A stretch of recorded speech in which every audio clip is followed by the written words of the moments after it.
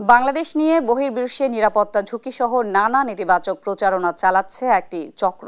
বাণিজ্যের ক্ষেত্রে দেশে কোনো নিরাপত্তা ঝুঁকি নেই। সোমবার রাজধানীতে এক এক্সপোতে অংশ নিয়ে কথা জানিয়েছেন বাণিজ্য মন্ত্রণালয়ের উপদেষ্টা শেখ বশির উদ্দিন।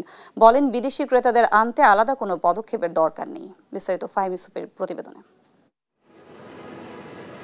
দেশের রপ্তানিযোগ্য বিভিন্ন খাত এবং পণ্যকে আন্তর্জাতিক বাজারে উপস্থাপন করতে প্রথমবারের মতো শুরু হয়েছে গ্লোবাল সোর্সিং এক্সপো 2025। সোমবার সকালে বাংলাদেশ চায়না ফ্রেন্ডশিপ এক্সিবিশন সেন্টারে শুরু হয় 3 দিনের এ মেলা। উদ্বোধনী অনুষ্ঠানে ব্যবসায়ীরা বলেন, দেশের বিভিন্ন টার্মিনাল বিদেশি কোম্পানির হাতে দেয়ায় $100 বিলিয়ন রপ্তানির পরিকল্পনা বাস্তবায়ন হবে। আর জুলাইয়ের আকাঙ্ক্ষা বাস্তবায়ন হলে অর্থনীতি ঘুরে দাঁড়াবে বলে জানান বক্তারা।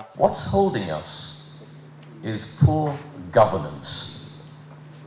It is entirely within our agency, within our powers. সরকার একটা অত্যন্ত ভালো উদ্যোগ নিয়েছে, আমি মনে করি একটা যুগান্তকারী পদক্ষেপ নিয়েছে। বাংলাদেশের কয়েকটা টার্মিনালকে বিদেশিদের কাছে হ্যান্ডওভার। দেশের বাইরে একটি চক্র বাংলাদেশ সম্পর্কে নিরাপত্তা ঝুঁকি সহ নানা নেতিবাচক প্রচারণা চালাচ্ছে। তবে বর্তমানে তেমন কোনো ঝুঁকি নেই। এক্সপোতে উদ্বোধনী অনুষ্ঠান শেষে সাংবাদিকদের প্রশ্নের উত্তরে এমনটা জানিয়েছেন বাণিজ্য উপদেষ্টা শেখ বশির উদ্দিন। জেনারেল একটা যে সাধারণ কোনো নিরাপত্তা ঘাটতির ঘটনা ঘটেনি। যখন বিভিন্ন সময় আমাদের নিরাপত্তা ঝুঁকি তৈরি হয় তখন সরকার সেই অনুযায়ী ব্যবস্থা নিয়ে থাকে এবং এই মুহূর্তে আমি এমন কোনো নিরাপত্তা ঝুঁকি দেখছি না। উপদেষ্টা বলেন, বিদেশি ক্রেতা না আসাটা সাময়িক, এজন্য আলাদা কোনো পদক্ষেপের প্রয়োজন নেই। এটা তো একটা চলমান প্রক্রিয়া। এখানে তো আপনার বিশেষ কোনো পদক্ষেপের যখন প্রয়োজন হবে সরকার তখন বিশেষ পদক্ষেপ নেয়। সব উদ্যোক্তাদের এক ছাদের নিচে আনতে এমন এক্সপো আয়োজন করা হয়েছে।